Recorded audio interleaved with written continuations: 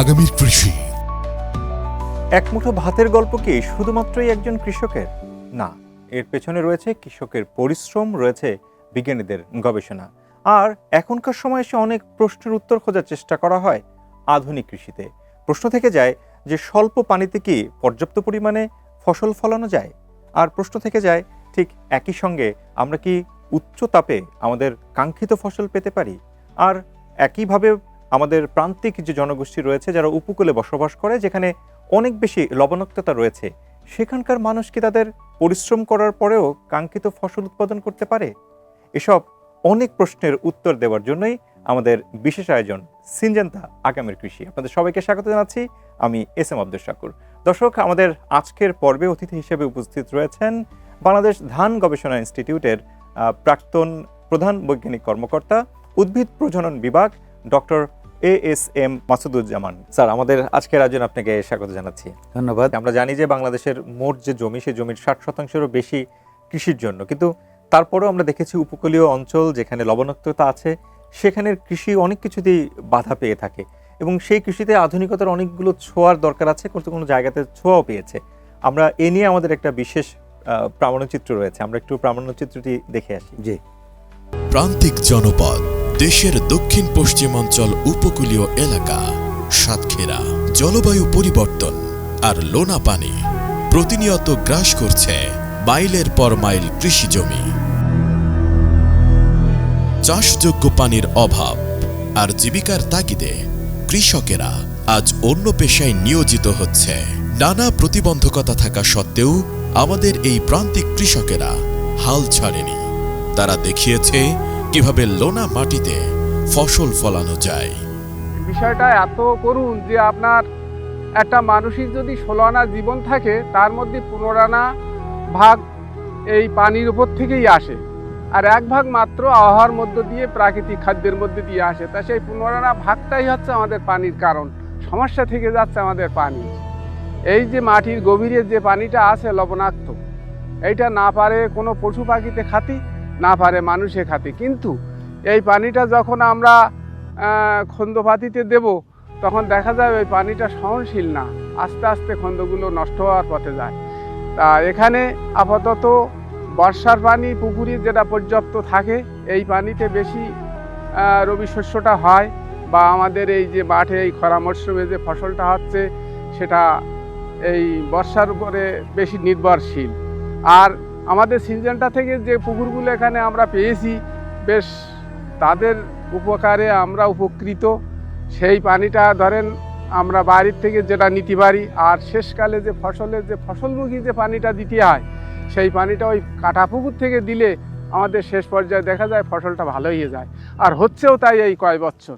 Syngenta এবং কৃষি সম্প্রসারণ অধিদপ্তরের সহযোগিতায় তারা শুরু করেছেন জলবায়ু সহনশীল কৃষি এবং শস্য বৈচিত্র্যকরণ। উপকূলীয় ও লবণাক্ত অঞ্চলে আধুনিক কৃষি প্রযুক্তি ও অভিযোজনের মাধ্যমে চাষ হচ্ছে লবণাক্ততা সহনশীল বিশেষ জাতের ধান এবং উৎপাদন হচ্ছে নানান ধরনের ফসলাদি। আমরা জানি বাংলাদেশের উপকূলীয় অঞ্চলে জলবায়ু পরিবর্তনের প্রভাবে লবণাক্ততার প্রভাব প্রতিনিয়ত বৃদ্ধি পাচ্ছে। বাংলাদেশের মোট চাষযোগ্য জমি 68% জমি লবণাক্ততার প্রভাবে কোনো না কোনোভাবে ক্ষতিগ্রস্ত। উপকূলীয় অঞ্চলের মানুষের লবণাক্ততার প্রভাবে সেচের পানির অভাবটা পূরণ করে থাকে, বৃষ্টির পানি সংরক্ষণ করে, পুকুর খনন করে পুকুরে মিষ্টি পানি সংরক্ষণ করে, এবং উপকূলীয় এলাকার মানুষ আর্থিক সচ্ছলতার অভাবে জারের যে মিষ্টি পানিটা কিনতে পাওয়া যায় সেটা ক্রয় করতে পারে না। সেচের পানির অভাবের কারণে যে সমস্যাটা হয়, সেচের পানিতে যেখানে 4 দিন পর্যন্ত লবণাক্ততার মাত্রা যদি ওঠে, বেশিরভাগ ফসলই সেই পানিতে সেচ দেওয়া যায় না। লোনা পানি বা খরা প্রবণ জমিতে আধুনিক জাতের বীজ ছাড়া আর কোনোভাবেই ভালো ফসল সম্ভব নয়। তাই উপকূলীয় ও লবণাক্ত অঞ্চলে আধুনিক কৃষি প্রযুক্তি ও অভিযোজনের মাধ্যমে এই অঞ্চলের কৃষিকে আরও সমৃদ্ধ করা সম্ভব। স্যার, আমরা আমাদের চমৎকার একটা প্রামাণ্যচিত্র দেখছিলাম এবং এটা দেখার সঙ্গে কিছুটা কষ্টও লাগছে যে মানুষরা এত পরিশ্রম করছে, সেখানে অনেক জমি আছে, এই নিয়ে যদি আমরা আলোচনা একটু ফিরতে চাই যে সারা দেশের 60%-রও বেশি কৃষি জমি আছে, কিন্তু এই ধরনের যে আমাদের জমিগুলো যেখানে একটু উপকূলীয় অঞ্চল কিংবা তার সঙ্গে লবণাক্ততারও সম্পর্ক আছে, সেটা কিভাবে আমাদের কৃষিতে প্রভাবিত করে? আপনাদের গবেষণায় বা কিভাবে এটা প্রতিফলিত হয়েছে? আপনি সুন্দর একটা প্রসঙ্গ এনেছেন। আমাদের উপকূলীয় অঞ্চল, আমরা জানি যে বর্তমানে আমাদের আবহাওয়াগত যে পরিবর্তন, ক্লাইমেট চেঞ্জের যে প্রভাব, সেই প্রভাবটা কিন্তু উপকূল অঞ্চলেই সবচেয়ে বেশি, এবং সেই জন্যই আমাদের সেটাকে মিটিগেশন করার জন্য আমাদের অনেক চিন্তাভাবনা, গবেষকদের, সরকারের এবং কৃষক পর্যায়ে সবাই, এবং ফলটা উপকূলীয় অঞ্চলে সবচেয়ে বেশি। আমরা জানি বর্তমান ক্লাইমেট চেঞ্জের কারণে আমাদের বায়ুমণ্ডলের কার্বন ডাইঅক্সাইড বেড়ে যাচ্ছে, তারপরে আমাদের পোলার রিজিয়নে বরফ গলে যাচ্ছে, কিন্তু ইন্ডাস্ট্রিয়ালাইজেশনের ফলে আমাদের বিভিন্ন গ্রিনহাউস গ্যাস অতিরিক্ত নির্গত হচ্ছে।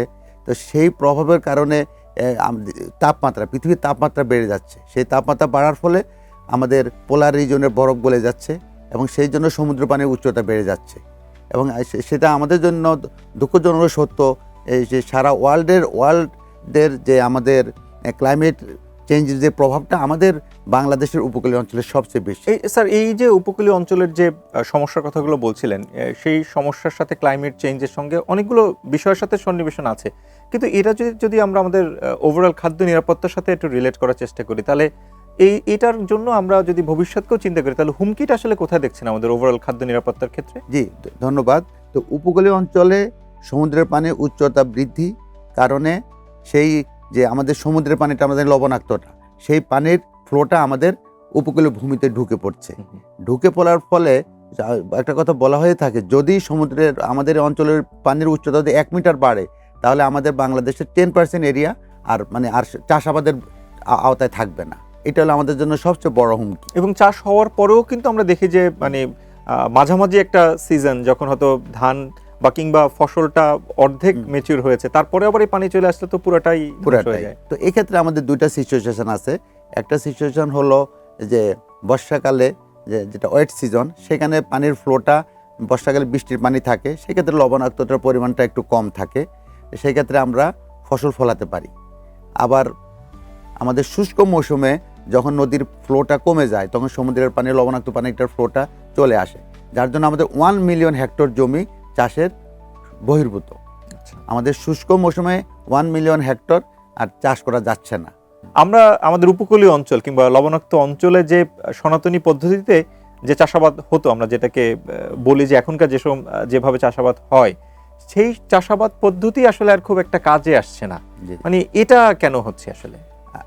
মূলত যেটা প্রবলেমেটিক এরিয়া, চ্যালেঞ্জিং এরিয়াতে আমাদের নানান চ্যালেঞ্জগুলো চলে আসতেছে। একটা হলো আমাদের আইলা, তারপরে আমাদের সিডর, হ্যাঁ, এটা যে কোনো সময় চলে আসতেছে, হ্যাঁ, বছরের একটা সিজনের প্রথম দিকে অথবা শেষের দিকে। এই যে এত বড় একটা চ্যালেঞ্জ, তাদের জীবনটাই স্ট্রাগল, হ্যাঁ, এই স্ট্রাগলের মধ্যে তাদের লবণ পানি ঢুকে পড়তেছে, তাদের ঘর বাড়ি ভেঙে যাচ্ছে, তাদের এখানে লবণের জন্য তাদের জমিতে ঘাস উৎপাদন হচ্ছে না, তাদের গবাদি পশুগুলো খুবই দুর্বল, তারা যে একটা ঘাস কেটে খাওয়াবে, একটা সবুজ ঘাস পাওয়া যাচ্ছে না। এই যে এতগুলো চ্যালেঞ্জের মাধ্যমে তাদেরকে টিকে থাকতে হচ্ছে। তো সেই টিকে থাকতে গেলে তাদের সনাতনী পদ্ধতি দিয়ে আর হচ্ছে না, তাদেরকে মডার্ন টেকনোলজিগুলো তাদেরকে শিখাইতে হবে। তার মানে হচ্ছে কৃষকরা কিন্তু এটার কারণে বেশ কিছু সমস্যার মুখোমুখি কিন্তু হচ্ছে আসলে। কোন কোন জায়গাগুলোতে আপনি দেখছেন যে কৃষকরা এই সমস্যাগুলো ফেস করছে, বা কি সমস্যাগুলো তারা ফেস করছে? মূলত কৃষকদের তাদের যে এগ্রিকালচার সেক্টরটা, এটা পুরাটাই একটা হুমকির মুখে। তারা ইচ্ছা করলেও যে কোনো ক্রপ করতে পারছে না। তাকে লবণ সহিষ্ণু দিতে হবে, তাকে জোয়ার বাটা সহিষ্ণু দিতে হবে, তাদেরকে লম্বা জাত দিতে হবে। এই জিনিসগুলা আমাদেরকে এগিয়ে নিয়ে আসতে হবে। কৃষকের একার পক্ষে এই চ্যালেঞ্জগুলো মোকাবেলা করা সম্ভব না। আমরা যখন প্রামাণ্য চিত্রটা দেখছিলাম, তখন দেখেছিলাম যে সিনজেন্তা বেশ কিছু পুকুর খনন করে দিয়েছে, এবং স্থানীয় যে কৃষকদের তাদের ভাগ্যর মান এবং জীবন মানের অনেকখানি পরিবর্তন হয়েছে, এবং তাদেরকে আশান্বিত হতে দেখলাম। এই যে অনেকগুলো অঞ্চল জুড়ে তারা যে এই পুকুরগুলো খনন করেছে, আপনি কৃষি গবেষক হিসাবে এটাকেই বা কিভাবে দেখেন? এটা খুবই ভালো উদ্যোগ। একজন লোকাল ইকোসিস্টেমের মধ্যে থেকে একটা মিঠা পানির প্রাপ্যতা বৃদ্ধি করার জন্য এটা খুবই একটা ভালো উদ্যোগ। হ্যাঁ, একটা প্রত্যেক উপজেলাতে এনজিও পর্যায়ে, সিনজেন্টা অথবা সরকারি পর্যায়ে যদি এভাবে শুরু করা যায়, তাহলে আমাদের যে জমিগুলো পরিত্যক্ত পড়ে আছে, যেটা শুষ্ক মৌসুমে চাষ করা যাচ্ছে না, চাষ না করার একমাত্র কারণ হলো আমাদের মিষ্টি পানির অভাব। হ্যাঁ, ওই শুষ্ক মৌসুমে বৃষ্টি হচ্ছে না। আচ্ছা, তারপরে আমার নদী নালাতে যে পানি আছে, যে জোয়ার ভাটা তো রেগুলার আসতেছে, এটা হবে লবণাক্ততা পরিমাণটা সেটা হলো 15 ডিএস পার মিটারের বেশি। কিন্তু আমাদের বিড়ি কিংবা বিনা সেটা অ্যাবজর্ব করতে পারছে 10+। 10+। হ্যাঁ, তো ওই যে বড় এলাকার এখানে দুইটা জিনিস, একটা ম্যানেজমেন্ট এবং ভ্যারাইটি, দুইটার আচ্ছা। মাধ্যমে এখানে কাজ করতে হবে। আমার যেখানে 20 ডিএস পার মিটার লবণাক্ততা আছে, সেখানে কোনো ভ্যারাইটি হবে না। হ্যাঁ, ভ্যারাইটি আমাদের যেগুলো আছে সেটা 15 ডিএস পর্যন্ত করতে পারে। তাহলে আমাকে ম্যানেজমেন্ট প্র্যাকটিস দ্বারাও কিন্তু লবণাক্ততা কমানো যায়। আমি যদি আমাদের মিঠা পানি থাকে, সেখানে যদি আমি মিঠা পানিতে কিন্তু কয়েকবার ফ্লাশিং করে নেই, জমি যখন চাষ দেওয়া হলো, চাষের সময় পানি ওই মিঠা পানিটা ইউজ করে এবং পানিটাকে যদি আমি ড্রেনেজ করে সরাই দেই, এরকম 2বার বা 3বার করতে পারলে লবণটা কমে যাচ্ছে, অটোমেটিক 15 নিচে নেমে আসে, তখন আমি ধান চাষ করতে পারবো, আমার ভ্যারাইটিগুলো করতে পারবো। তো স্যার, একটা বিষয় হচ্ছে যে আমরা তো আসলে আলোচনা শুরুর দিকে বা এখনো পর্যন্ত আমরা কিন্তু ধান নিয়ে আলাপ করেছি। ধান যদিও আমাদের একটা প্রধান শস্য, কিন্তু এই যে উপকূলীয় অঞ্চল যাদের কথা বলছিলাম, যেখানে লবণাক্ততা অনেক বেশি আছে, সেখানে কিন্তু সারা বছর জুড়েই তো আসলে কৃষি করার সুযোগ থাকে। ধানের তো একটা নির্দিষ্ট সময়ের পরে মাঠ কিংবা জায়গাটা ফাঁকা হয়ে যায়। কিন্তু আমরা অনেক ফসল দেখেছি যেখানে হয়তো উচ্চ মূল্যে সেই ফসলগুলোকে বিক্রি করার সুযোগ আছে। সেক্ষেত্রে ধানের পাশাপাশি বা অন্য সময়গুলোতে আর কোন কোন ফসলগুলোকে উৎপাদন করলে সেটা কৃষকদের জন্য এবং অর্থনীতির জন্য একটা ভালো হয়? অবশ্যই ডাইভার্সিফিকেশনের দরকার আছে এক্ষেত্রে। ব্যাপকভাবে সূর্যমুখীর কথাটা সবার আগে চলে আসে। এটা লবণাক্ত শস্যশীল একটা জাত, অটোমেটিক। এটা আমি যদি ভ্যারাইটি ডেভেলপ নাও করি, সে তার টলারেন্ট লেভেল তার আছে। আমাদের দেশে বার্লি চাষ করা হয় না, কিন্তু বার্লিটাও টলারেন্ট। হ্যাঁ, তো এরকম যেগুলো টলারেন্ট ভ্যারাইটি আছে সেগুলোকে ব্যাপক আগে চাষ করা, সয়াবিন চাষ করতে পারে। হ্যাঁ, তো এই দুইটা ফসল দিয়ে উপকূলে যেখানে লবণ বেশি, যেখানে ধান করা যাচ্ছে না, দিস ইজ দ্য মেকানিজম যে আমাকে ক্রপ ডাইভার্সিফিকেশন করা। শুধু ওই অঞ্চলে, উপকূলীয় অঞ্চলে আমাদের যেটা আপনি বললেন দীর্ঘমেয়াদী, আমাদের 50 বছরের পরবর্তী যে এই ক্ষেত্রে আমাদেরকে ডাইভার্সিফিকেশন নিয়ে আসতে হবে। আমরা এই রিলেটেড আরো প্রশ্ন উত্তর খোঁজার চেষ্টা করবো। একটা ছোট্ট বিরতিতে যাব, ফিরে এসে আবারও কিছুটা সময় আলোচনা করার চেষ্টা করবো আপনার সঙ্গে। দর্শক, আপনারা দেখছেন সিনজেন্টা আগামীর কৃষি। আমরা ছোট একটা বিরতিতে যাচ্ছি, ফিরছি খানিক বাদে, সঙ্গেই থাকুন। সিনজেন্টা আগামীর কৃষি, স্পন্সর্ড বাই সিনজেন্টা বাংলাদেশ। দর্শক, বিরতির পর আরো একবার স্বাগত জানাচ্ছি 18 নিউজে। আপনারা দেখছেন সিনজেন্টা আগামীর কৃষি। আমরা বিরতিতে যাওয়ার আগে যে আলোচনা করছিলাম, সে আলোচনা যুক্ত হই ডক্টর ASM মাসুদুজ্জামান, তিনি আমাদের সঙ্গে রয়েছেন, তার সঙ্গে আলোচনা যুক্ত হই। স্যার, বিরতিতে যাওয়ার আগে আমরা আসলে 50 বছর পরের কৃষিকে কিভাবে দেখছেন আপনি সে নিয়ে কথা বলছিলাম। ঠিক একই সঙ্গে আমরা এখনকার কৃষি, আগামীর কৃষি কিংবা তার সঙ্গে প্রযুক্তির যে সম্পর্ক, তার সঙ্গে আমরা রিলেট করছিলাম যে উপকূলীয় যে অঞ্চল যেখানে লবণাক্ততা অনেক বেশি রয়েছে, তাদেরও এর প্রভাবগুলো কি। আমরা যদি এটার সাথে একটু মেলাই যে আমাদের তো প্রযুক্তির ব্যবহার আমরা দেখছি, এখন আর্টিফিশিয়াল ইন্টেলিজেন্সের যুগ, কিন্তু আমাদের ইমপ্লিমেন্টেশনগুলো তো করবেন গিয়ে আমাদের কৃষকরা। তাহলে এই যে প্রযুক্তি, সেই প্রযুক্তির সঙ্গে আমাদের কৃষকদেরকে মেলানো কিংবা তাদের মাধ্যমে যে এটাকে ইমপ্লিমেন্ট করব, সেখানে কিছু চ্যালেঞ্জ তো নিশ্চয়ই রয়েছে। সেই চ্যালেঞ্জিং জায়গাগুলো কি আছে, আর সেই চ্যালেঞ্জগুলো মোকাবেলা করার জন্য সমাধানই বাকি? আমাদের প্রযুক্তি আছে, কৃষকদের কাছে দাঁড়গোড়ায় যেতে গেলে আমাদের যে সম্প্রসারণ সার্ভিস যেটা বলি, এটাকে আরও এগিয়ে নিতে হবে। আর কোনো কিছুই সরকারের একক পক্ষে সম্ভব নয়। যে বেসরকারি উদ্যোগটাকে এনকারেজ করার জন্য যতটুকু আছে ওইটাকে সবসময় করতে হবে। বিভিন্ন এনজিও এখানে অ্যাক্টিভ আছে, তাদেরকে বিভিন্ন সহায়তা দিতে হবে, ইনফরমেশন দিতে হবে এবং তাদেরকে কাজ করার সুযোগ দিতে হবে। তখন তারা তো আমাদের সেই প্রান্তিক জনগণের ভালো চায়, তাদের কাছে প্রযুক্তি দিতে হয়। সুতরাং সরকারের পক্ষ থেকে তাদেরকে সাপোর্ট দিলে তাদের কার্যক্রমগুলোকে আরও বাড়াতে পারবে, কৃষকদেরকে বিভিন্ন প্রযুক্তি নিয়ে যেতে পারবে, তাদেরকে যে ফাইন্যান্সিয়াল যে তাদেরকে সহায়তা দেওয়া, বিভিন্ন ঋণ দেওয়া, তাদের কাজগুলো তারা করতে পারবে। সুতরাং সরকারের উচিত তাদের জন্য একটা সুন্দর একটা পরিবেশ সৃষ্টি করে দেওয়া, যাতে এনজিওরা, বেসরকারিরা সুন্দরভাবে ওই এলাকায় কাজ করতে পারে। আমাদের তো মৌসুম ভেদে বিভিন্ন রকমের সমস্যা তৈরি হয়। উপকূলীয় অঞ্চলে যখন শুষ্ক মৌসুম হয়, তখন তো আসলে মিষ্টি পানির ব্যাপক সংকট তৈরি হয়। সেই সংকট মোকাবেলায় আসলে কি করণীয় থাকে? পানি যেখানে কম লাগে এরকম ফসলগুলোকে আমাকে নিয়ে আসতে হবে 1 নম্বরে। তারপরে আমাকে মিষ্টি পানির প্রাপ্যতা বৃদ্ধি করার জন্য যতটুকু করার, যেটা আপনি বলতেছিলেন সিনজেন্টা করছে, এভাবে কৃষক পর্যায়ে পুকুর যেটা আছে সেটাকে আরেকটু খনন করা, এটা একটা ইম্পর্টেন্ট। পুকুরটা খনন করলো, তার পাড়টাকে বাধাই করলো, পানির স্টোরেজ ক্ষমতাটা বৃদ্ধি করলো, এটা একটা কাজ। এটা এনজিও পর্যায়ে, সরকারি পর্যায়ে করতে পারে। ইদানিং সরকারের খাল খনন একটা প্রকল্প আছে, এর আওতায় ওই এলাকার উপকূলীয় অঞ্চলগুলো কিন্তু অনেকগুলা খাল পুকুর নদী ভরাট হয়ে গেছে, যার জন্য পানি ধারণ ক্ষমতা কম। হ্যাঁ, যার জন্য কৃষকরা তার ওই পানিটা ইচ্ছা করলেও সে ধানের জমিতে দিতে পারছে না। সুতরাং যদি নদী খনন অথবা পুকুর খননের মাধ্যমে যদি তার পানি ধারণ ক্ষমতা বৃদ্ধি করা হয়, পুকুরের বাঁধগুলো যদি ভালো করে বাধাই করা হয়, তাহলে তার পানি ধারণ ক্ষমতা বৃদ্ধি পেলে সেই পানিটা তখন তারা ধানের জমিতে ব্যবহার করতে একটা পারবে। সম্মিলিত উদ্যোগ নেওয়া দরকার। সম্মিলিত আসলে। উদ্যোগ, এটা সরকারের পক্ষ থেকে সম্মিলিত উদ্যোগ নেয়, বিশেষ করে অন্যান্য এলাকাতে করা হবে, কিন্তু উপকূলীয় অঞ্চলে এই খনন কাজটা আরো জোরদার করা দরকার। মানে যার যেখানে যতটুকু প্রয়োজন সেভাবে যদি পরিকল্পনা করা হয় তাহলে তার বাস্তবায়ন সুবিধা হয়। এই যখন সবগুলো জায়গার কথা আমরা বলি তখন আসলে সরকার এসে আমাদের মাথায় আসে। তখন সরকারের সামগ্রিক পরিকল্পনা এবং বৃহৎ পরিকল্পনা আমরা যদি বলি তাহলে ডেল্টা প্ল্যানের কথাও আসে। তো এই ডেল্টা প্ল্যান করবার ক্ষেত্রে কিন্তু টেকসই যে বিষয়গুলো থাকে সেই কার্যক্রম গ্রহণ করার ক্ষেত্রে সরকারের আসলে ভাবনার মধ্যে থাকা দরকার। তো আপনি খাতের একজন বৈজ্ঞানিক হিসেবে কিংবা একজন গবেষক হিসেবে নিশ্চয়ই গভর্নমেন্টকেও কিছু পরামর্শ দেওয়ার দরকার পড়ে থাকতে পারে। তো আপনার ক্ষেত্রে কি কি পরামর্শগুলো আমরা দিতে চান? এই যে প্রথমত যেটা বলতে হয়, আমাদের উপকূলীয় অঞ্চলে আমাদের যেটা জোয়ার ভাটা হয় স্বাভাবিক, এটাকে কন্ট্রোল করার জন্য আমাদের যে বেড়িবাঁধগুলো আছে, হ্যাঁ, দ্যাট ইজ ওকে।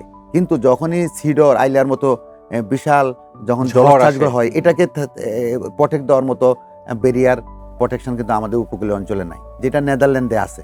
তারা তাদের এলাকাটা হলো পুরাটাই উপকূলীয় এবং সমুদ্র সীমা লেভেল থেকেও নিচে। তারা সেই প্রোটেকশন বাদ দিয়ে, হ্যাঁ, আধুনিক পদ্ধতিতে তারা তাদের এমনভাবে করছে যে সেই জলোচ্ছ্বাসের করাল থেকেও তারা তাদের এলাকাগুলো রক্ষা করতে পারছে। সুতরাং আমাদের সরকার এই ধরনের হাইলি প্রোটেক্টেড বাঁধ, আমাদেরকে ড্যাম অথবা ডাইক সিস্টেমটা করতে হবে। নর্মাল অবস্থায় ঠিক আছে, আমাদের বেড়িবাঁধগুলো ওকে, সাধারণ জোয়ার ভাটাকে রক্ষা করতেছে, কিন্তু যখনই বিশাল জলোচ্ছ্বাসগুলো আসে তখন আমাদের শত শত লোক মারা যায়, গবাদি পশু মারা যায়, মানুষ বাস্তুহারা হয়ে পড়ে। ওখান থেকে রক্ষা করতে গেলে আমাদের সরকারের কাছে আবেদন থাকবে যে নেদারল্যান্ড সরকারের যে প্রকল্প তাদের আছে, তাদের যে সাজেশন, ওটাকে আমাদেরকে আবার আগে নিয়ে আসতে হবে নতুন প্ল্যানে। আমরা যখন স্যার খাবার টেবিলে প্লেটে ভাত নেই, আমরা হয়তো অনেকেই চিন্তা করি না যে এই যে ভাত খাচ্ছি এর পেছনে কত মানুষের পরিশ্রম। হয়তো আমরা ভাবি যে এর পেছনে হয়তো কৃষক আছে, কিন্তু কৃষকের বাইরেও তো এর পেছনে গবেষকরা আছেন এবং সাথে অসংখ্য মানুষ জড়িয়ে আছে। কিন্তু কৃষকের কথা যখন বলি তারা তো প্রথম ব্যক্তি। সেই কৃষকের মান উন্নয়নে আসলে আমাদের কি রকমের ভূমিকা থাকা উচিত? কৃষকের মান উন্নয়নে বর্তমান যুগে, আমাদের ইনফরমেশন টেকনোলজির যুগে, ডিজিটাল যুগে, আমাদেরকে কৃষকদেরকে আরো একটু এগিয়ে নেওয়ার জন্য আমাদেরকে শুধুমাত্র তাদেরকে প্রযুক্তি দিব তা না, ইনফরমেশন টেকনোলজির আমাদের এআইয়ের যেই ফ্যাসিলিটিগুলো আছে, যে সুযোগটা আছে, এটা তাদেরকে কাজে লাগাইতে হবে। এটা কাজে লাগাইতে গেলে তাদের যে মার্কেটিং সিস্টেমে তাদের এত সমস্যা, লবণাক্ত সমস্যা, ফসল ফলাতে পারছে না, যাই একটু ফলাচ্ছে ফসল বা সেটার দাম সে পাচ্ছে না।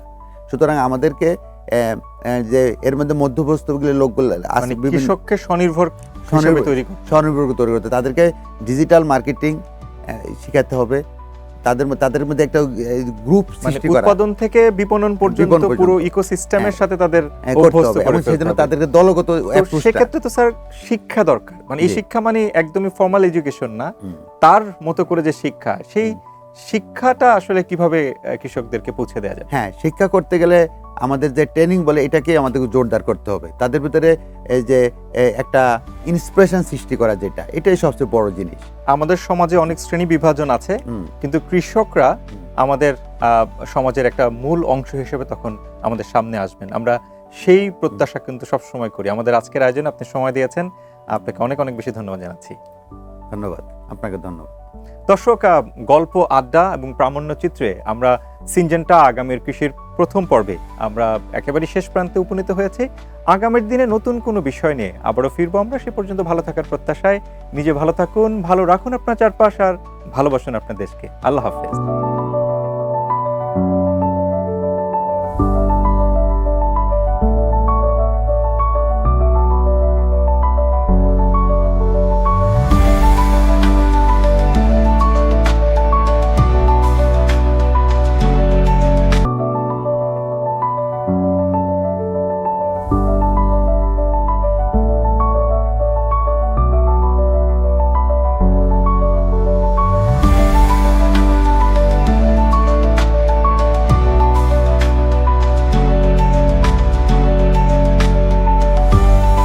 সিনজেন্টা আগামীর কৃষি, স্পন্সর্ড বাই সিনজেন্টা বাংলাদেশ।